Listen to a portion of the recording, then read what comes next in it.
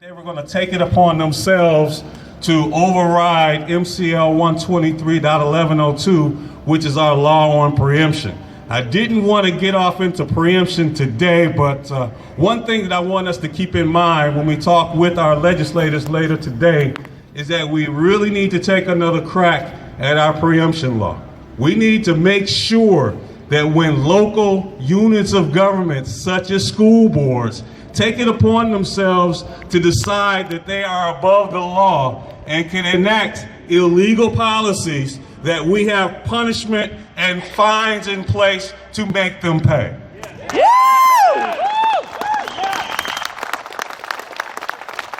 But when we go back to the appearance I had with Josh on Let It Rip, I had an opportunity to talk with him earlier in the day and to prep him in terms of what to expect on TV.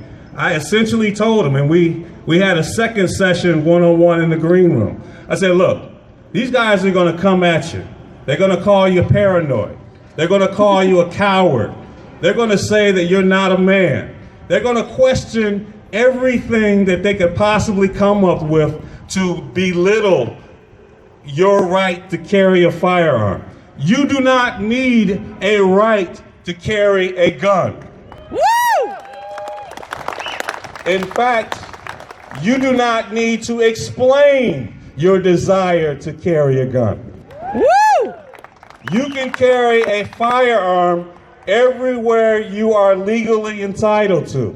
And guess what? That's a little quick segue into those pesky little areas called pistol-free zones. But you know what? I don't want to get off into that right now. Plenty of other speakers, I'm sure, are going to address that.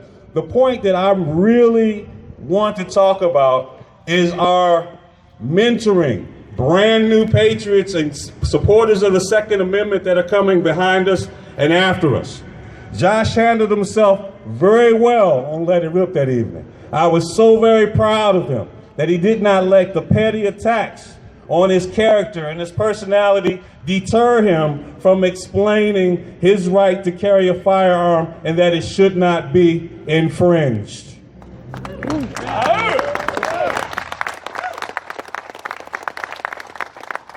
We have a great thing going. We got a lot of great young people in the organization. I want to extol and to suggest that we continue to mentor and bring these guys and gals along, because once people of my generation get older, hey, we won't be around. So let's keep freedom going and let's get new young people in the organization. Thank you very much.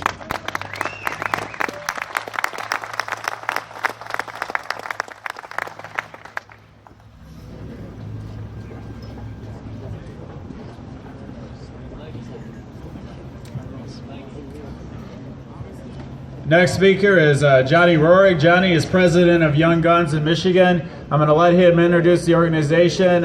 With him, he has, well, Johnny, I guess go ahead and introduce yourself.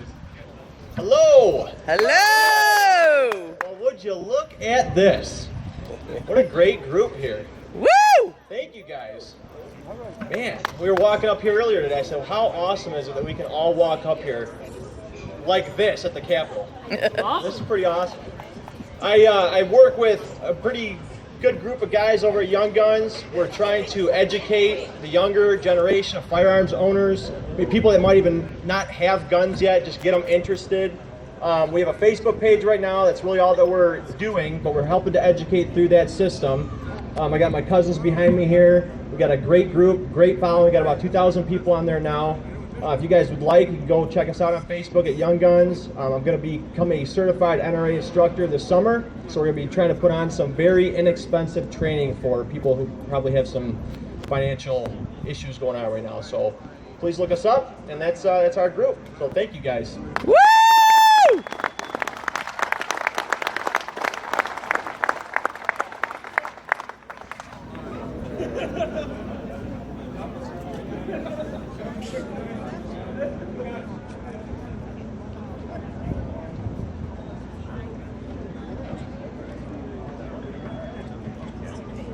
Next, we have one of the best-known firearms attorneys in the state, my boss, Steve Dulan, speaking for MCRGO.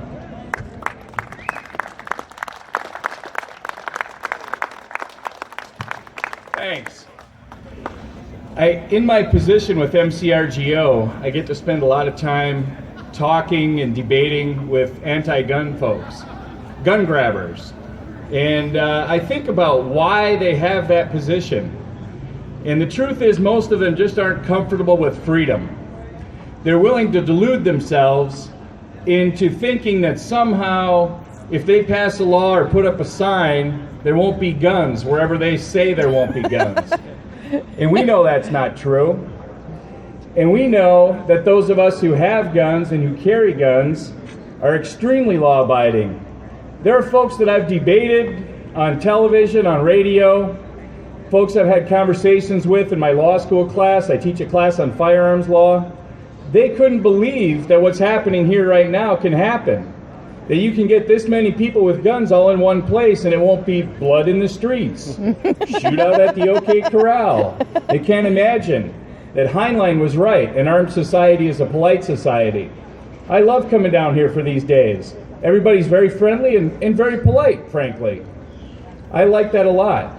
And it occurs to me that there are still folks out there who can be convinced on this issue. There are people who are kind of on the fence. They haven't thought real hard about gun rights and gun control. And they can be swayed. And if they would just come down here and meet us and hang out with this friendly group of folks and realize how safe it is right here, right now, I think we might make an impression on them. But you know what? They're not going to come down here. They're hiding, some of them, right now in some of these offices around here, peering out their windows, wondering what's going to happen next because, oh my God, there are guns here, right? They're paranoid. So my plea is this. You know some people who might be on the fence on this issue. You've got friends and family. Some of you have had heated debates around Thanksgiving tables even. I know I have. Mm-hmm.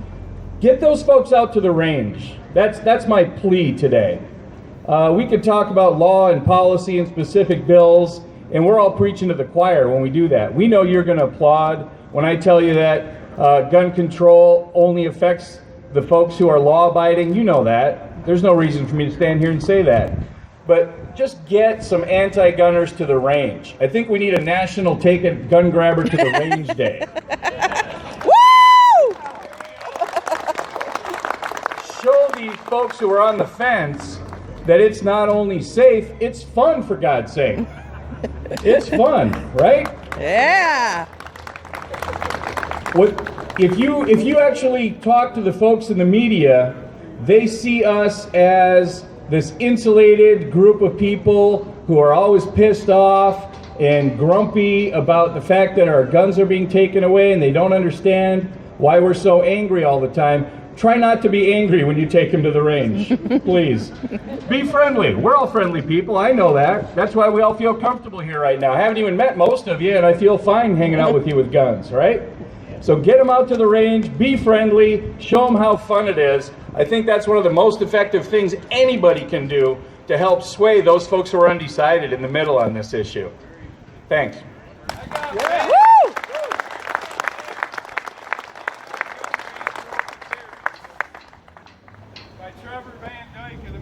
How many of you out there are open carrying today? Give me a shout out. Woo! It's a big crowd of open carriers. Next up, I'm going to introduce the President, Legislative Director of Michigan Open Carry, the bad boy of the gun rights movement in Michigan, and one of my good friends, Phil Hoffmeister.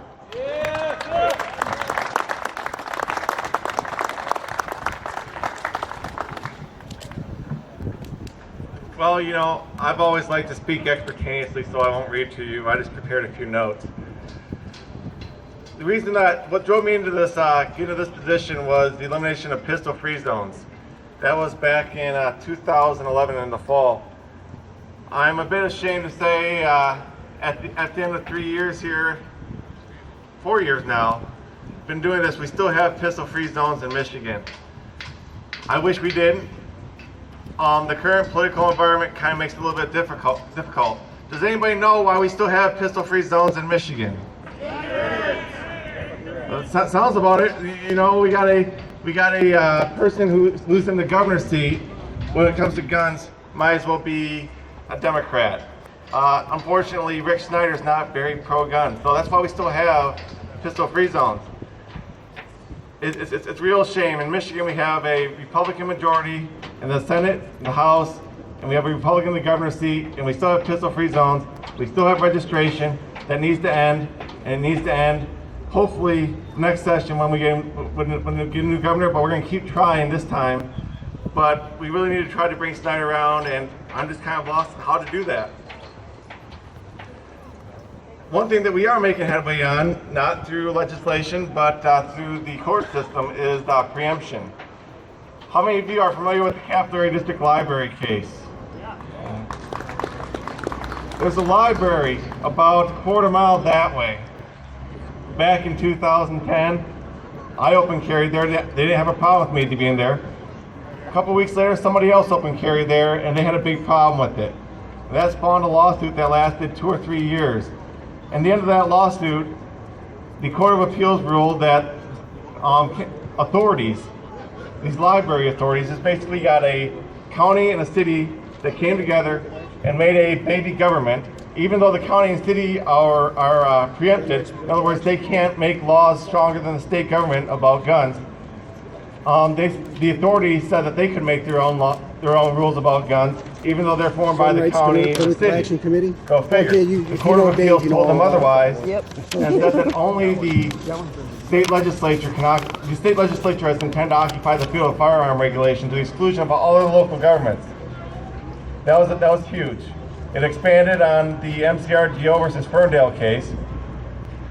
And so now we're taking that one step further, with another set of local governments. Public schools. Michigan Open Carry filed a lawsuit against Coryell area schools about a month ago. And that lawsuit's in the beginning phases of its long journey. Hopefully we'll get another ruling that it'll expand preemption even further, saying that schools are also preempted. So therefore, anybody who has a CPL will be able to open carry in the schools, and the schools won't be able to tell you that you can't, as long as you have business there. I know our friends over at Michigan Gun Owners just dropped a lawsuit yesterday against the Ann Arbor Public Schools. Ann Arbor Public Schools, like Coryell, said that, we have problems with people open carrying guns here, and so we're going to make a rule against it. Go ahead and sue us. They pretty much came out, the president of the Board of Education came out and said, go ahead and sue us. Well, I'm proud to say that Michigan Gun Owners did that just yesterday, and in a minute, you'll be hearing from their attorney, Jim Makowski, a good friend of mine, who is responsible for representing Michigan Gun Owners in that lawsuit. That leads me to the next point about brandishing. House Bill 4160 and 4161. Those of you who have been paying attention to the Coryell lawsuit might have seen that Coryell said, hey, you guys, the judge should dismiss the lawsuit because these guys from Michigan Open Carry, they have unclean hands. They're doing something illegal. They're brandishing their firearms by open carrying in the school here, so therefore the lawsuit should be dismissed because they're illegal activity. Well, we heard just a few minutes ago that House Bill 4160 and 4161 are going to be passed today. Woo! Those bills will settle once and for all. I know there's been other situations like in the Johann Deffer case over in Grand Rapids, where the civil rights lawsuit, where the city of Grand Rapids basically said, you shouldn't give this guy his civil lawsuit because he was brandishing.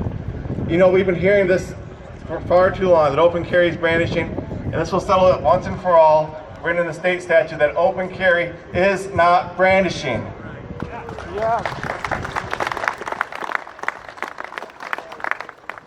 I'm proud to say that was a bill that we worked on last session, and for some technical reasons it got vetoed, but the governor indicates that he's going to be signing it this session, so we're very happy to see that. How many of you are going to be staying around for a while today? At noon, I'm going to be leading us around the march, around the Capitol building here, all the way down to the Supreme Court, back, and we're going to go downtown. And I'll walk around a little bit and show people that gun owners are good people. I hope for those of you that are able to walk will join me in that at noon. It's a little bit over 1.5 miles of a walk. You don't have to walk the whole thing. can walk the first part, you can walk the second part. I hope you'll join me on that walk. Finally, this last note's a little bit bittersweet for me. I've been doing this since November 2011. But I've come to a point in my life where I'm going to be changing priorities in my life a little bit. I'm going to be focusing more on my family. I have 2 lovely kids at home. I have a lovely woman who cares a lot about me a lot. So this will probably be the last time that you'll be seeing me speak, at least in this capacity as President of Michigan Open Carry. I decided not to run again. I'm not sure who's going to replace me at this point. There's a strong contender who's thinking about it. Maybe you might know who it is. Guy that spoke before me just a few minutes ago. Hopefully Tom Lambert will take the position. A little bit of encouragement from you guys might not hurt. No pressure, Tom. So thanks for listening to me today, and I hope you'll join me today in a few minutes, let's see, in about an hour for the march. See you guys then.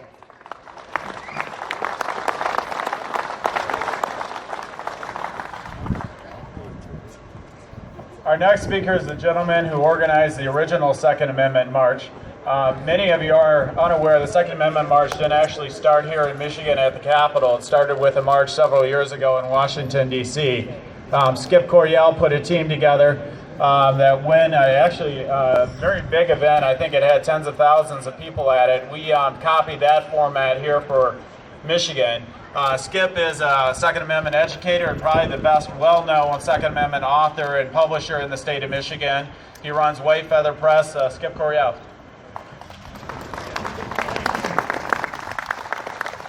Thank you.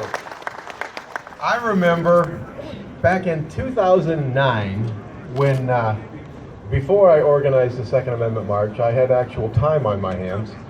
And I was getting a little bored, so I wrote this column for MCRGO, and in the column, I made the statement, it was right after blah blah had been elected as president, and I made this comment. I said, if someone will build me a website, I'll organize a march on Washington, D.C., a gun march on Washington, D.C. And I'll be darned if I just didn't. I got dozens and dozens of people emailing me back saying, yeah, I'll build a website. I had several guys email me and say, well, I don't know how to build a website, but I'll learn and I'll build a website just so we can march on Washington, D.C. And so I screened through all these applicants, and I chose Terry Stock from over by Detroit area, and she's now on the board of directors for Second Amendment March. And I remember, I was self-employed, and I had to put my business on hold for 19 months just to organize the Second Amendment March, because I was working at 40 to 60 hours a week nonstop. I was a stay-at-home dad, so I was taking care of kids, doing the cell phone thing, changing diapers. I had to get one of those, what do they call them, Bluetooth, so that I could change diapers and do radio interviews at the same time. I remember, who's that guy, the NRA radio, Cam somebody. I've only been interviewed by him one time, and I was down driving through Nebraska, and I had to stop and find a good cell zone. And to this day, he has no idea that I was in the third stall from the left in a Pizza Hut at the restroom during the interview. He made the comment, he says, "Is there an echo?" I said, yeah, there's an echo. But we just did that for 19 months. It totally dominated my life, but it was worth it. It was fantastic. We got to go to Washington, D.C. and look at the snipers up on the roofs, with their guns trained down us next to the Washington Monument. It was great. I just got tons of stories about it. But we're going to do this every year, until there's total freedom in America. So we're going to do this every year. Stop by the tent. Check us out there. I just published my 10th book. It's called The Saracen Tide. And ironically, halfway through that book, The Saracen Tide, there's an army of Islamic terrorists that take over the state capitol, right here where we're sitting. And I'm just guessing that if they were to come today, they would be unsuccessful. So stop by the tent, press some flesh, say hi, and thank you very much for coming today. I appreciate it.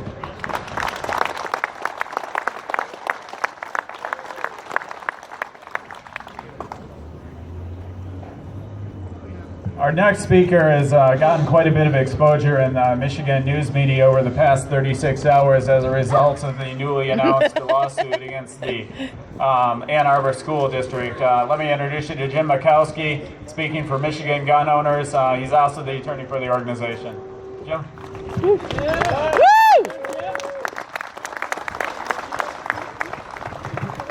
Thanks for having me out here today. Thank you all for coming out today. It's great to see so many of you taking the time out of your busy schedules to remind our lawmakers that gun ownership is a civil right not to be infringed. I'd like to invite my colleague Steve Sundin to come up here. Woo! As many of you know, this week Steve and I filed suit on behalf of Michigan Gun Owners Incorporated against Ann Arbor Public Schools, seeking a court order blocking their illegal attempt to regulate firearms. A few weeks ago, Dean Greenblatt did the same against the Coryell School District on behalf of Michigan Open Carry. Both of these local units of government have chosen to openly defy the state legislature and to thumb their collective noses at the United States and Michigan constitutions, and it's time to stop them. Yeah! I am sick and tired of anti-gun groups using fear of law-abiding citizens to justify alienating my civil rights. Woo! Yeah! Nothing grates on my nerves more than someone crying, "Think of the children," to justify any behavior that, in their opinion, will help protect kids. These groups seem to believe the mere sight of a firearm will scare kids, conveniently neglecting the fact that television and movies contain far more gun violence images than they're ever likely to see in real life. These people believe that somehow putting up a sign saying "no weapons allowed" will stop the next Adam Lanza from walking into school and massacring innocent children. The reality is such signs and laws supporting gun-free zones simply act as an open invitation to anyone who wishes to die in infamy. Empirical evidence showing that places where guns are allowed are safer is ignored. Damn the facts. Why clutter up a great emotional argument with facts?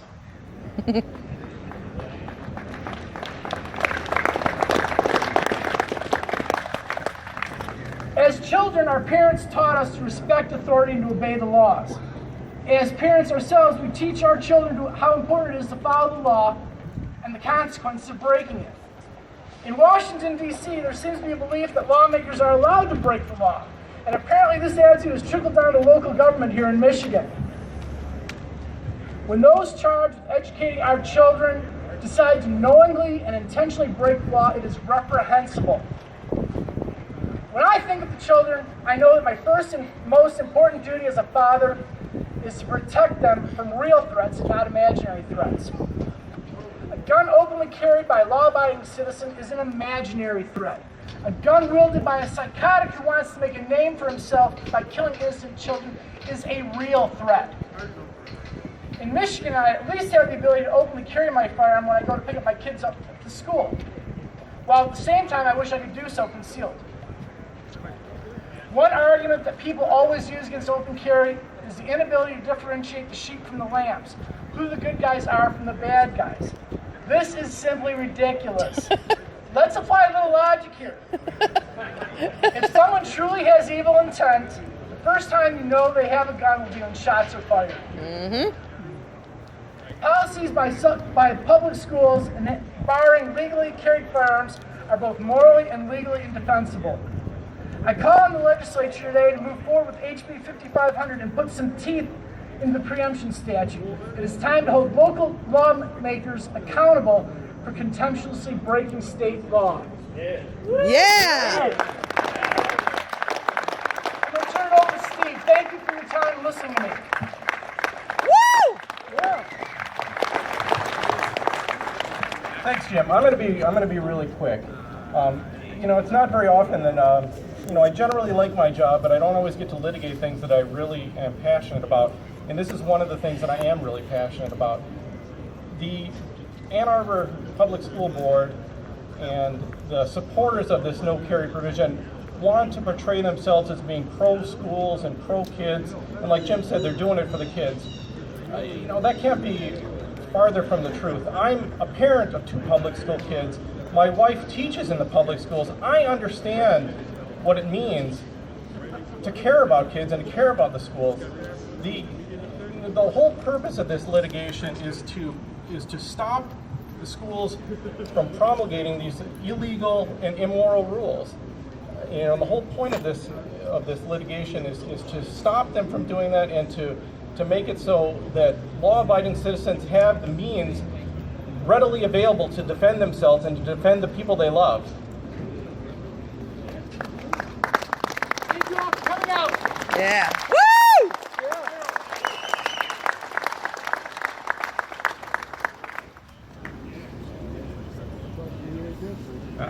As we've been speaking here, there's been action going on in the Senate. I'm happy to announce that both brandishing bills have now passed the full Senate. Woo! They will shortly be on their way to Governor Snyder across the street. And 2 of the air gun bills that were up in the Senate have also passed within the last 2 minutes. So we're waiting for action on the other 2 air gun bills in the Senate, plus the air gun bill coming over from the House. Next up is Representative Lee Chatfield. Representative Chatfield is a freshman representative, strongly pro-gun, represents the tip of the mid-area. For anybody here from that area of the state, he is your new state representative. So Representative Chatfield. Very good. Well, I appreciate the opportunity to speak with you briefly today, and I appreciate you coming down here to Lansing and showing your support for the Constitution, for the Second Amendment, which truly is the right that protects all other rights. You know, the Second Amendment, thank you, the Second Amendment states a well-regulated militia being necessary to the security of a free state. The right of the people to keep and bear arms shall not be infringed. Amen. There's no escape clause in that. There's no wiggle room in that language. And I think it's time, as a state and as a country, we get back to applying that strict interpretation of the Constitution in our public policy. And that's what I'm committed to doing here in the state legislature. And I also want to make the note that the right to self-defense is an inalienable right. And let me tell you this. We believe this right is inalienable because we believe our rights are God-given. And the rights that are God-given, government cannot lawfully take away. So I am committed to protecting that right for you to keep and bear arms. Thank you very much for having me today. I appreciate it.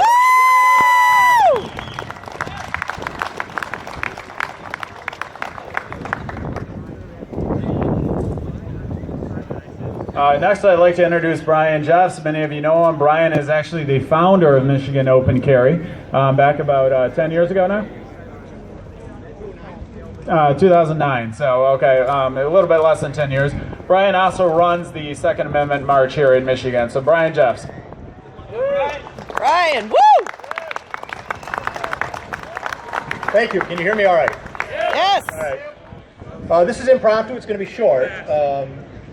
I just wanted to say thank you to all you people out there for coming here today. I know it wasn't easy. A lot of you worked. You had to take a vacation day to come here. A lot of you drove from far away to be here because I think you understand and you believe that the Second Amendment is important for our freedom and for our liberty. Am I right with that? Yes, sir. Am I in the wrong place? How many believe that the Second Amendment should be unrestricted and it says what it means? Woo! How many of you think there should be conditions put on your right to carry arms? No! Oh, a couple over there. Take care of them. Well, I'm glad. I think it's really important to understand that the Second Amendment isn't about hunting. It isn't about target shooting. It's about protecting ourselves from a tyrannical government. Yeah! Our founding fathers understood that because they were just coming out of such government. They wanted to abolish a monarchy. They wanted to set up a government for the people and by the people. And that they believed in a republic over a democracy, because a democracy protects the majority of people. A republic protects individuals. And as long as you can protect individual rights, you're protecting the rights of everybody. That's an important distinction, and many people are losing that now. So, what I'm going to say is short. I'm the one that pleads for money. That's right. I'm the one that's going to ask you to go to our table at SAM inside the tent and buy some merchandise or make a donation, because it costs a lot of money to put this on. It's amazing how much that tent costs just to rent for the day. So, in addition to that, if you're not a member of some gun group organization, please join one. I don't care which one it is. I have preferences. And if you want to talk about those, I'll be at the Second Amendment table. But please get involved, not only in